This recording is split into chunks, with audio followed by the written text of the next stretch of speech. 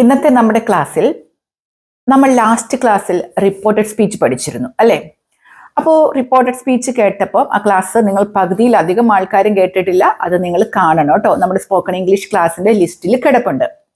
അപ്പോൾ പലരും reported speech എന്ന് കാണുമ്പോൾ തന്നെ അത് കാണാതിരുന്നതിന്റെ കാര്യം മനസ്സിലാകില്ല എന്ന് വിചാരിച്ചിട്ട് നമ്മൾ മാറ്റി വെച്ചിരിക്കുന്ന ഒരു ഭാഗമാണ് റിപ്പോർട്ടഡ് സ്പീച്ച്. പക്ഷെ ഞാനത് കഴിഞ്ഞ ക്ലാസ്സിൽ അത്രയും ഈസിയായി തന്നെ നിങ്ങൾക്ക് എടുത്ത് തന്നിട്ടുണ്ട്.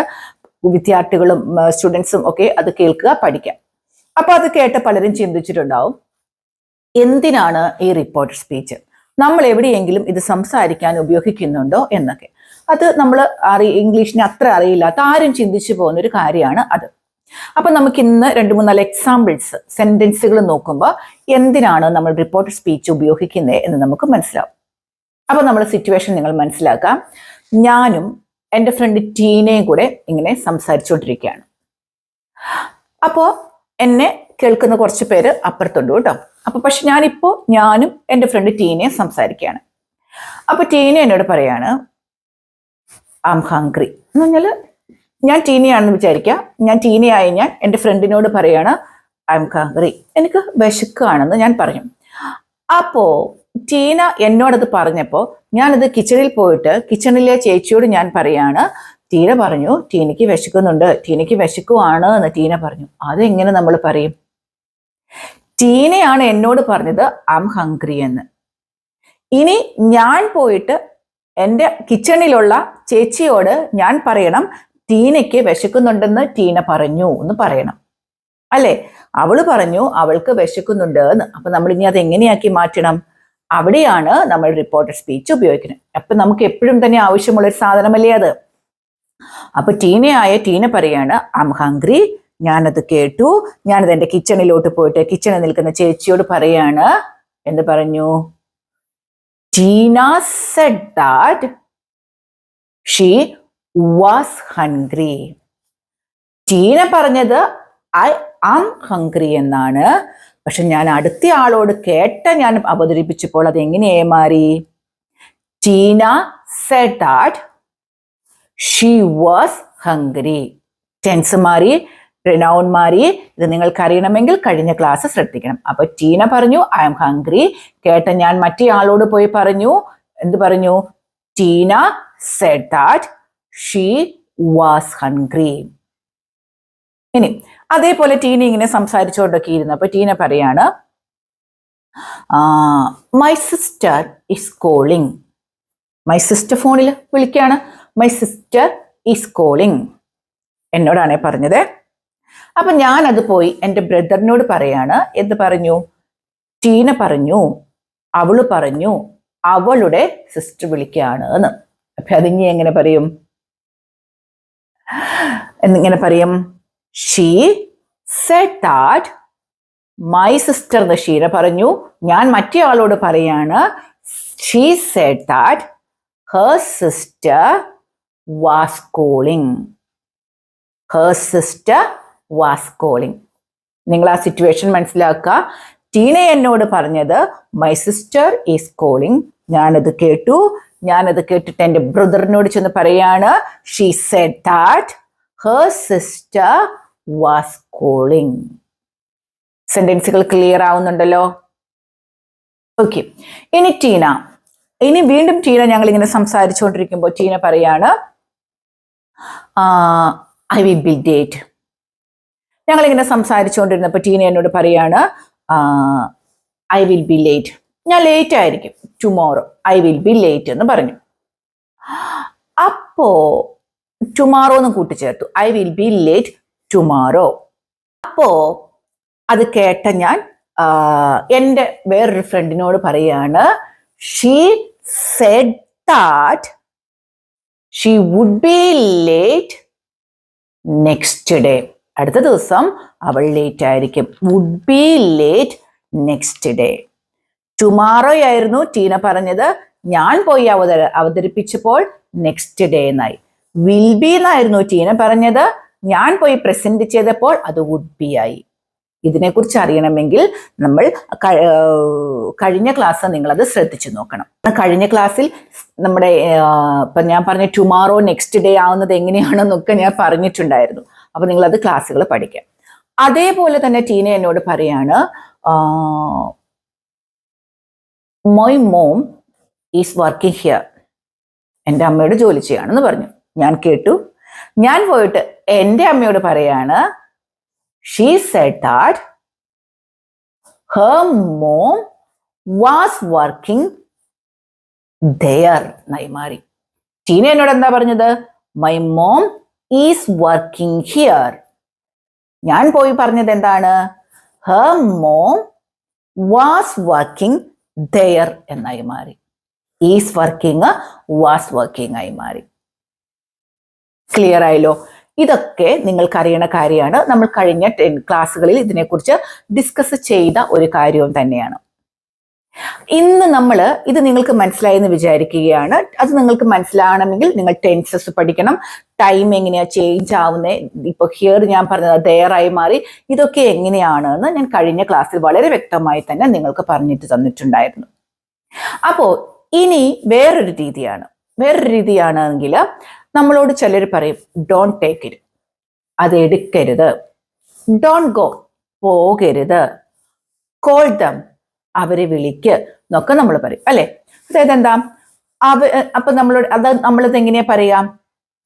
അവരെ വിളിക്കാൻ പറഞ്ഞു, എന്നോട് പോകരുതെന്ന് പറഞ്ഞു, എന്നോട് വരണമെന്ന് പറഞ്ഞു, എന്നോട് അത് എടുക്കരുതെന്ന് പറഞ്ഞു. ഇങ്ങനത്തെ സെന്റൻസുകൾ നമ്മൾ എങ്ങനെ പറയും? എന്നോട് വരാൻ പറഞ്ഞു, എന്നോട് വരരുതെന്ന് പറഞ്ഞു, എന്നോട് എഴുതാൻ പറഞ്ഞു, അവളോട് എഴുതരുതെന്ന് പറഞ്ഞു. ഈ സെന്റൻസുകൾ നിങ്ങൾ നോക്കിയോ? ഇത് മലയാളത്തിൽ നമുക്ക് പറയാൻ കഴിയും. പക്ഷെ നമ്മൾ ഇത് ഇംഗ്ലീഷിൽ പറയണമെങ്കിൽ ആര് ആരോട് പറഞ്ഞു എന്നില്ലാതെ നമുക്കിത് പറയാൻ കഴിയില്ല. അതാണ് റിപ്പോർട്ടഡ് സ്പീച്ചിന്റെ ഏറ്റവും വലിയൊരു നമുക്ക് സംസാരിക്കാൻ ആവശ്യം. എന്നോട് എഴുതരുതെന്ന് പറഞ്ഞു, എന്നോട് വരരുതെന്ന് പറഞ്ഞു, എന്നോട് വരാൻ പറഞ്ഞു. ഈ സെന്റൻസുകൾ നമ്മൾ റിപ്പോർട്ടഡ് സ്പീച്ചിലെ നമുക്ക് സംസാരിക്കാൻ കഴിയില്ല. കാരണം അന്നേരം എന്താ, ആര് ആരോട് പറഞ്ഞു എന്ന് നമുക്ക് പറയണം. അപ്പൊ നിങ്ങൾ നോക്കൂ, എന്നോട് വരാൻ പറഞ്ഞു. ഇത് നമ്മൾ പറയണമെങ്കിൽ ആരാണ് എന്നോട് വരാൻ പറഞ്ഞത്? അവനാണ് എന്നോട് വരാൻ പറഞ്ഞത്. അപ്പൊ നമുക്ക് എങ്ങനെ പറയണം? ഹി എന്നോട്, ടോൾഡ് മീ. ഇവിടെ എന്തുകൊണ്ട് ദാറ്റ് വന്നില്ല എന്നൊക്കെ ഉള്ളത് നമ്മൾ കഴിഞ്ഞ ക്ലാസ്സുകളിൽ പഠിച്ചതാണ്. നിങ്ങളത് ശ്രദ്ധിക്കുക. ഹി ടോൾഡ് മീ, വരാൻ പറഞ്ഞു, ടു കം. എന്നോട് വരാൻ പറഞ്ഞു നമുക്ക് എങ്ങനെ പറയാൻ പറ്റൂ?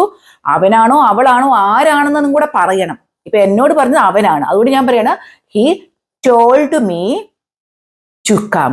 എന്നോട് വരാൻ പറഞ്ഞു, അവൻ എന്നോട് വരാൻ പറഞ്ഞു. He told me to come. അവൻ എന്നോട് വരരുതെന്ന് പറഞ്ഞു. He told me not to come. He told me not to come. അപ്പോൾ ഇതില് ഞാൻ കുറച്ച് സംസാരിക്കുമ്പോഴൊക്കെ കുറച്ച് പേര് വരുത്തുന്ന ഒരു തെറ്റെന്ന് പറഞ്ഞാൽ ഇങ്ങനെ പറയും, he told me to not come എന്ന് പറയും. അങ്ങനെയല്ല, നോട്ട് ടു കം. നമ്മൾ നോട്ട് കഴിഞ്ഞിട്ട് വേണം ടു കൊടുക്കാൻ, ടു കം. ഇനി അത് എടുക്കരുതെന്ന് പറഞ്ഞു, അവൾ അത് എടുക്കരുതെന്ന് പറഞ്ഞു. ഇപ്പൊ നമ്മൾ വേറൊരാളോട് മലയാളത്തിൽ പറയുന്നത് എന്താ? എടുക്കരുതെന്ന് പറഞ്ഞെന്നേ നമ്മൾ പറഞ്ഞുള്ളൂ. എടുക്കരുതെന്ന് ഡോണ്ട് ടേക്ക്. പക്ഷെ അത് എന്നോട് ഒരാൾ പറഞ്ഞതല്ലേ, ആ കാര്യം ഇനി എനിക്ക് വേറൊരാളോടല്ലേ ഞാൻ പറയുന്നത്, എൻ്റെ അമ്മയോടാണ് എനിക്ക് പറയേണ്ടത്. അവൾ പറഞ്ഞത് എടുക്കരുതെന്ന്, അങ്ങനല്ലേ എനിക്ക് പറയാൻ പറ്റത്തുള്ളൂ.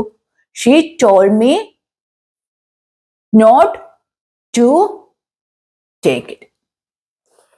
She told me not to take it. അത് എടുക്കരുതെന്ന് പറഞ്ഞു, നോട്ട് ടു ടേക്ക് ഇറ്റ്. ഇനി അവളത് എടുക്കാൻ പറഞ്ഞു എന്ന് സങ്കല്പിക്കുക. അത് കേട്ട ഞാനത് എടുത്തുകൊണ്ട് അവിടെ ചെല്ലുമ്പോൾ അവരെന്നോട് ചോദിക്കുക, നീ ഇതെന്താ എടുത്തേ? അവള് പറഞ്ഞു അവള് അതെടുക്കാൻ പറഞ്ഞു. ഷീ ടോൾഡ് മീ, എന്നോട് പറഞ്ഞു എന്ത്? നിങ്ങൾ തന്നെ പറയൂ, to take it. She told me to take it. അത് വളരെ എളുപ്പമാണ്. ഇത് നിങ്ങൾ കാണാതെ തന്നെ എന്ന് പറഞ്ഞ പോലെ പഠിച്ചു വെക്കുക. കാരണം ഇത് നമുക്ക് ഒത്തിരി ഉപയോഗിക്കാൻ പറ്റുന്ന ഒരു കാര്യമാണ്. ഇനി എഴുതരുതെന്ന് പറഞ്ഞു. ഇത് നമുക്ക് മലയാളത്തിൽ പറയാം, പക്ഷെ അങ്ങനെ പറയണമെങ്കിൽ ആര് ആരോട് പറഞ്ഞു എന്നായി മാറണം അല്ലെ. ഇപ്പൊ ടീച്ചറാണ് എന്നോട് പറഞ്ഞത് എഴുതരുതെന്ന്. അപ്പൊ എങ്ങനെ പറയണം? Teacher told me not to right.